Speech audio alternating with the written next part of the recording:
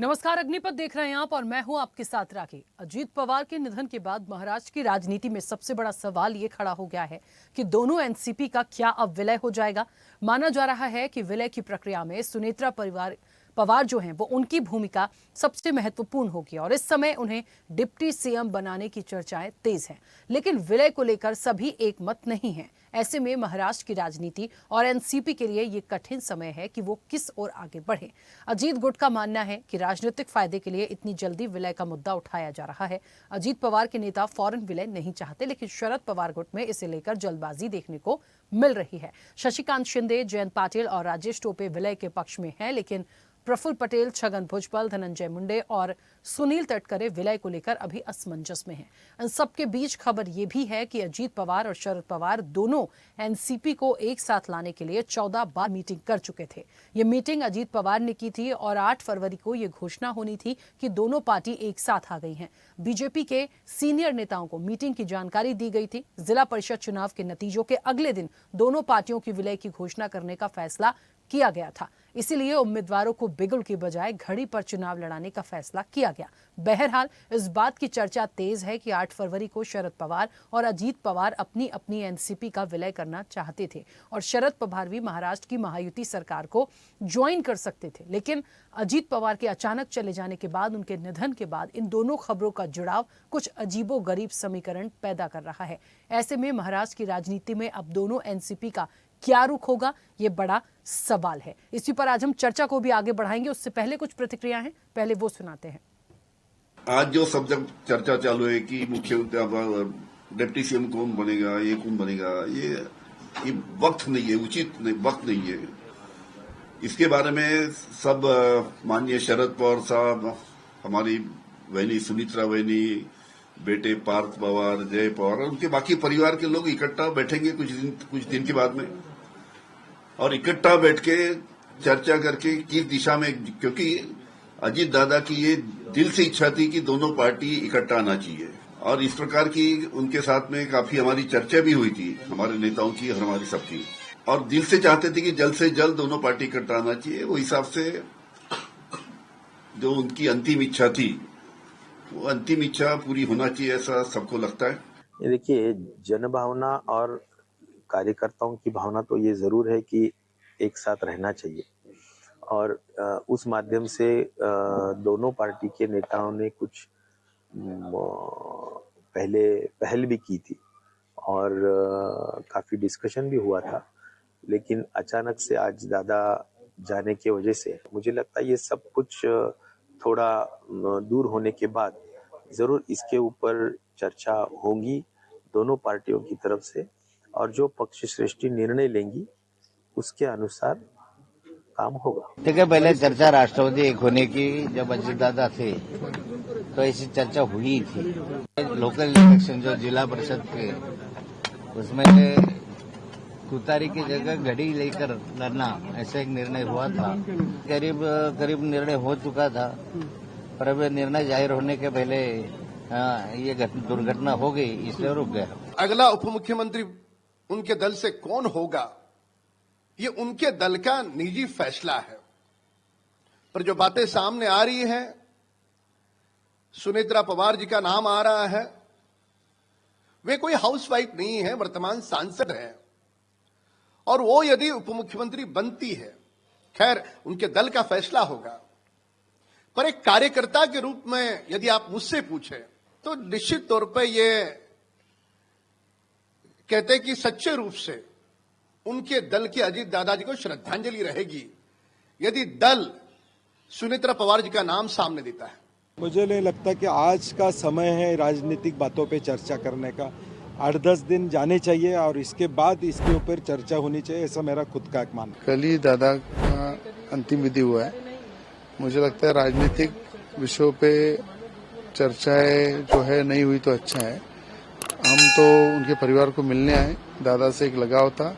14 से लेकर 19 तक हमें जो साथ दिया दादा ने, जिस ताकत से हमारे साथ खड़े थे, और हमारा व्यक्तिगत भी नुकसान हुआ है, महाराष्ट्र का नुकसान हुआ है, महाराष्ट्र की जनता का नुकसान हुआ है। ये पार्टी का विषय है, पार्टी इसके बारे में बैठ के चर्चा करेगी, पार्टी के सीनियर लोग चर्चा करेंगे परिवार के साथ बैठेंगे। अभी मैं केवल परिवार के साथ मिलने के लिए आया हूँ। देखिए, ये तो अपेक्षाएं हैं, आशाएं हैं कि भाई यूं हो सकता है, ये हो सकता है, और बहुत ये जल्दबाजी का बयान है जिस किसी मंत्री ने दिया है।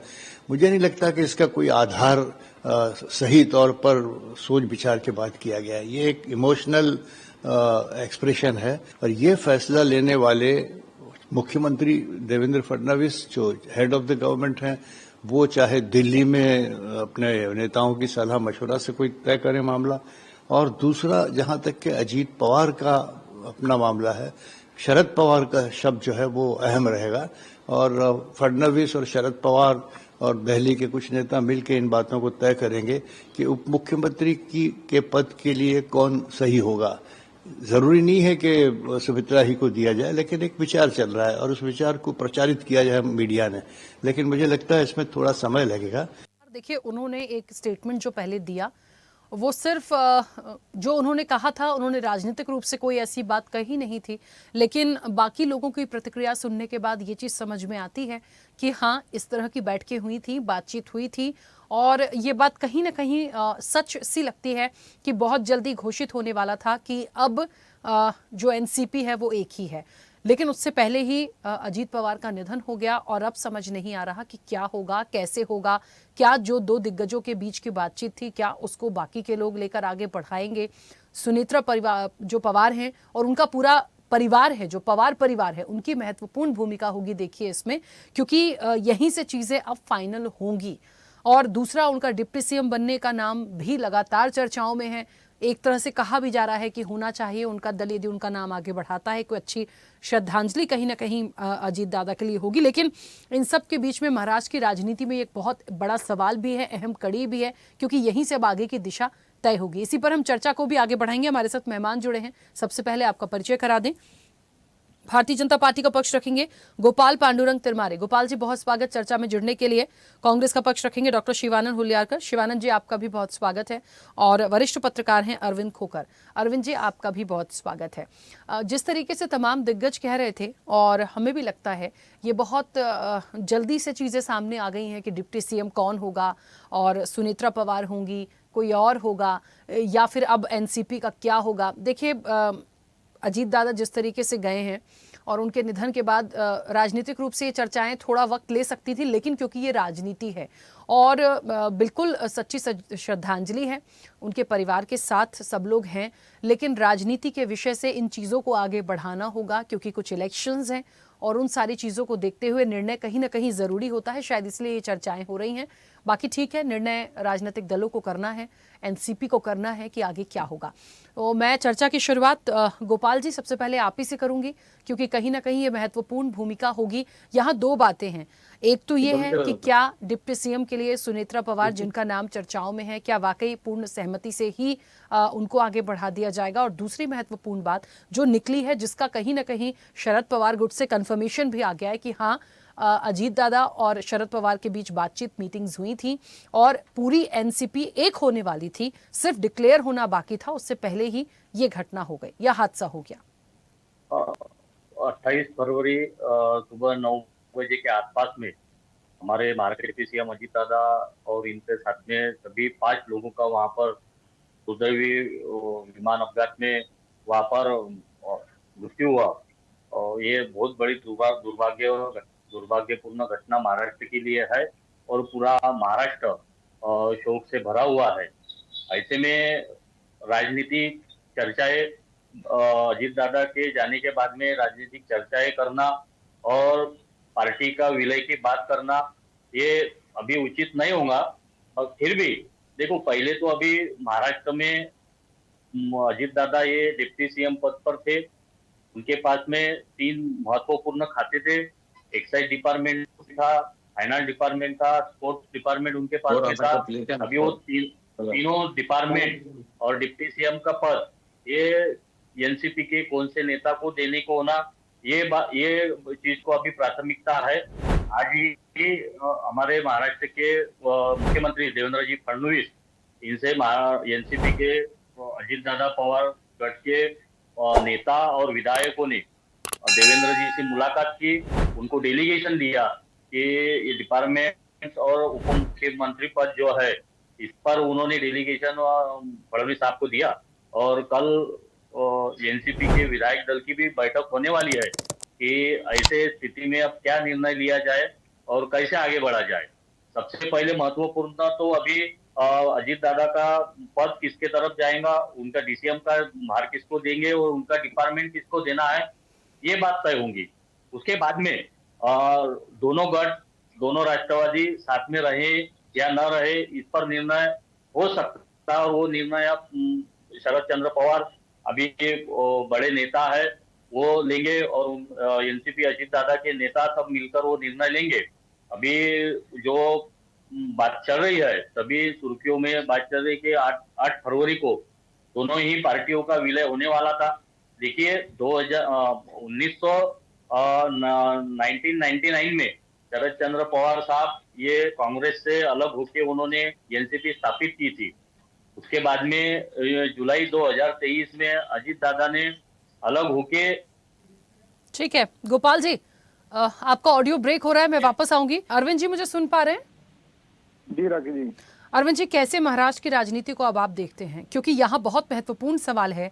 देखिए डिप्टी सीएम कौन होगा, जो चर्चाओं में नाम सुनेत्रा पवार का है, ठीक है वहां तक भी चीजें ठीक है, लेकिन आगे क्या सबसे बड़ा सवाल है। यदि ये एनसीपी एक होने वाली थी, घोषणा होनी बाकी रह गई, तो उससे पहले ही ये बातें जिस तरीके से ये पूरा हादसा हुआ, अजीत पवार का निधन हुआ, अब आगे क्या यदि एनसीपी एक साथ हो जाती है तो फिर राजनीति किस तरफ होगी?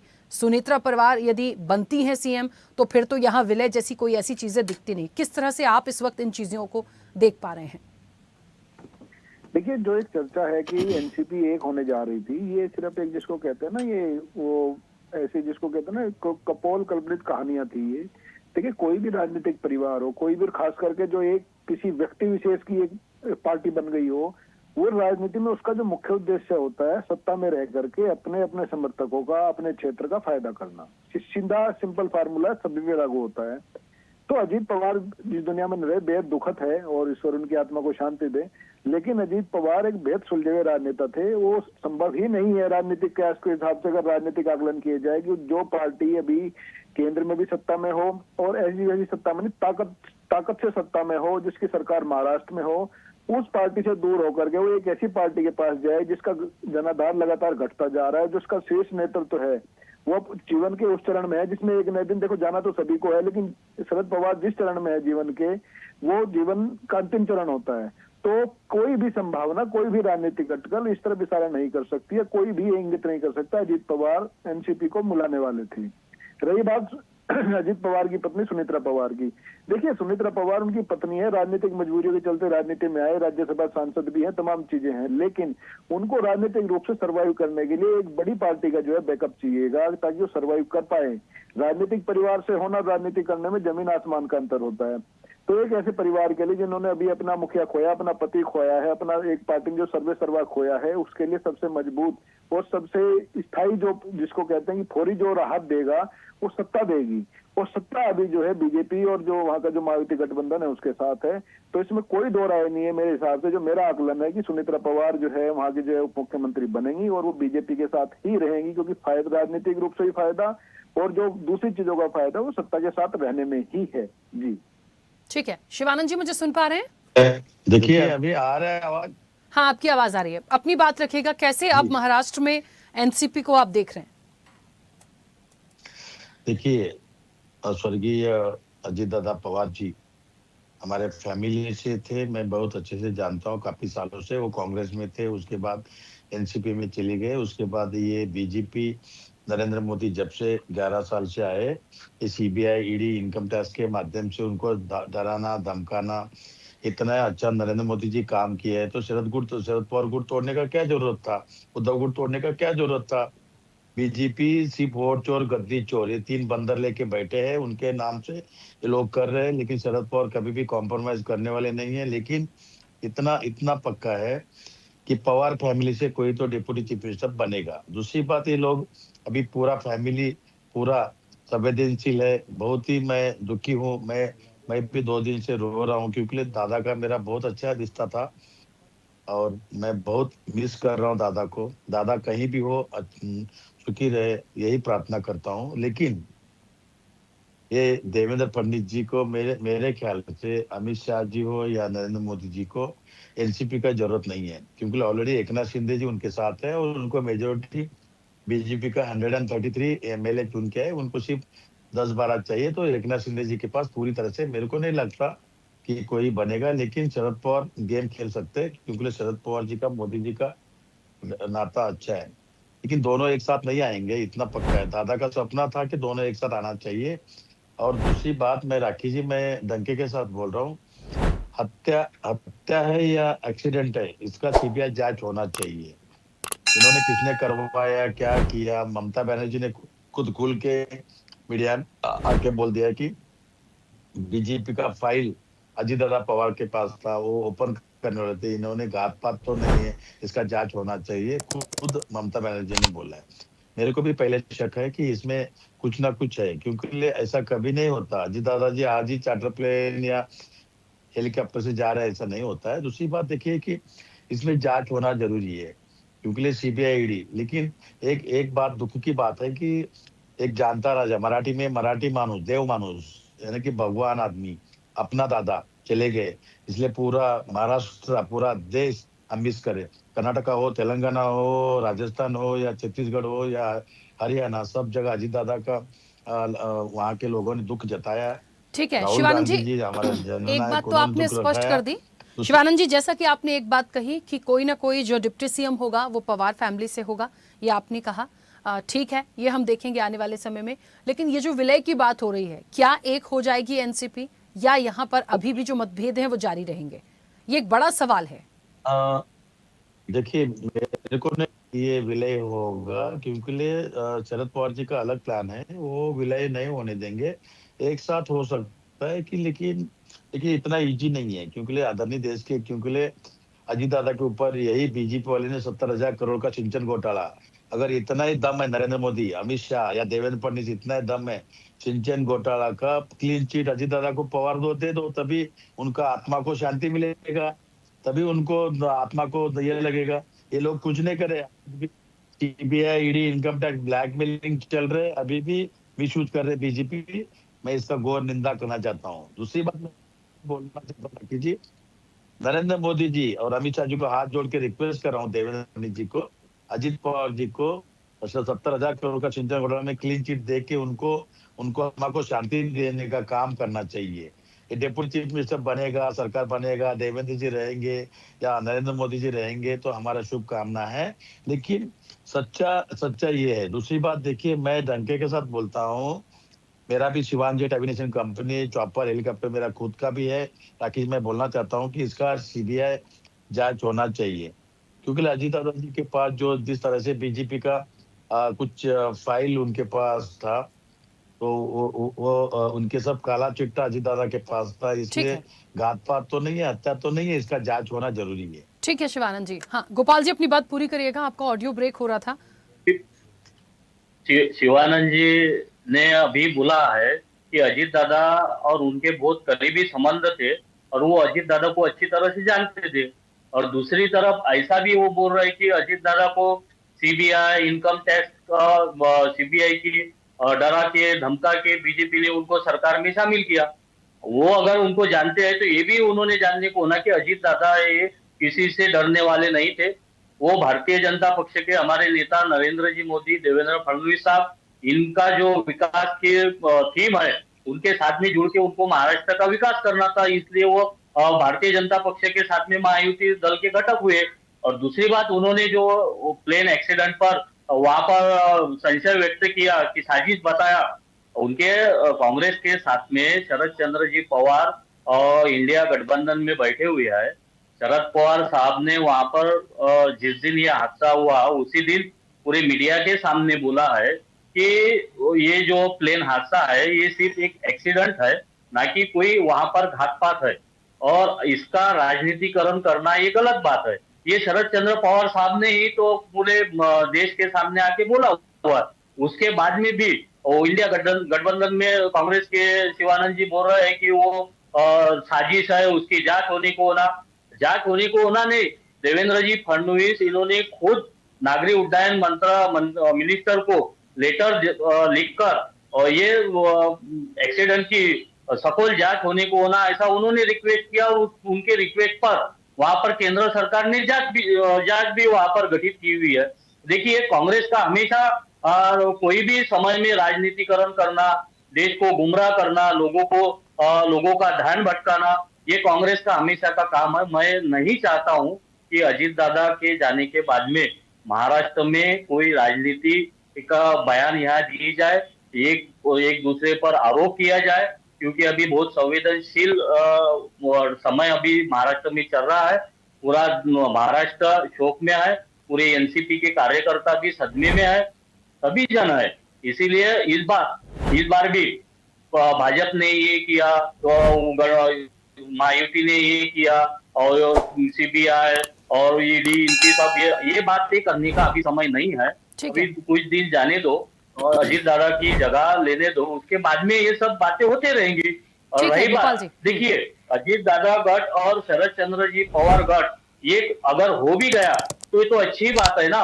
पूरा परिवार और पार्टी एकजुट हो जाएंगे और वो एनडीए के साथ में जुड़ेंगे, तो देश के विकास के लिए एक बहुत बड़ा वहां पर, क्योंकि देखिए, अजीत दादा के साथ में 40 विधायक और एक सांसद है, और शरद चंद्र जी पवार इनके साथ में 10 विधायक और 8 सांसद उनके साथ में है। ये दोनों भी एक जगह मिलकर एनडीए के साथ में अगर खड़े होते हैं तो भारत के विकास के लिए एक अच्छी बात होगी, और पूरे पवार परिवार के लिए भी एक बहुत अच्छी बात वहां पर होने वाली। ठीक है गोपाल जी, क्योंकि समय की सीमा है। अरविंद जी, एक छोटा सा सवाल है आपसे।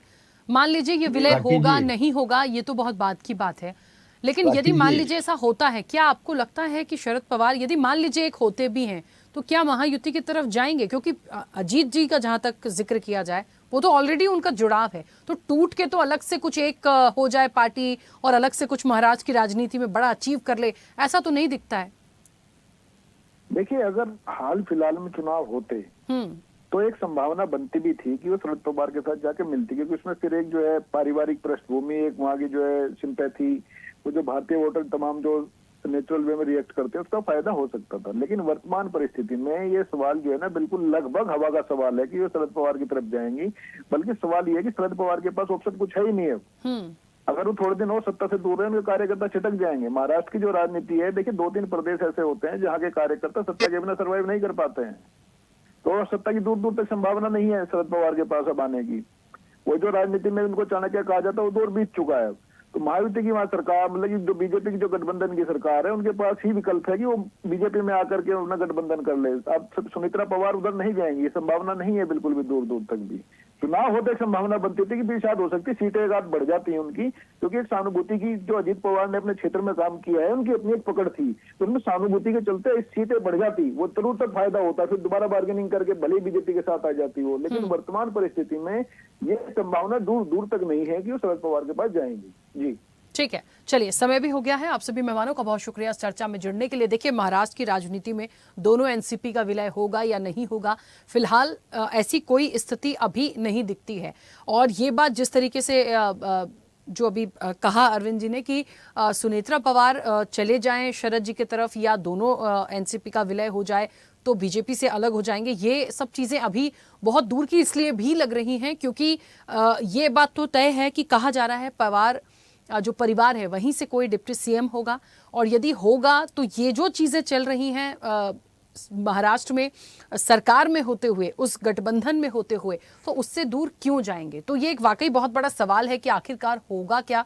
और यदि पहले से ये चर्चाएं थी कि विलय की बात हो चुकी थी, लगभग तय थी, सिर्फ आधिकारिक ऐलान बाकी था, तो उसके पीछे की स्ट्रैटेजी क्या थी? क्योंकि अजीत पवार तो हमारे बीच नहीं है, जिनकी मीटिंग्स हुई थी, सारी चीजें हुई थी, लेकिन ये एक बहुत बड़ा सवाल हो गया है कि अब आगे ये किस तरह का मोड़ लेता है। चर्चा में इतना ही, बने रहिए स्वदेश न्यूज के साथ। सबसे पहले देश।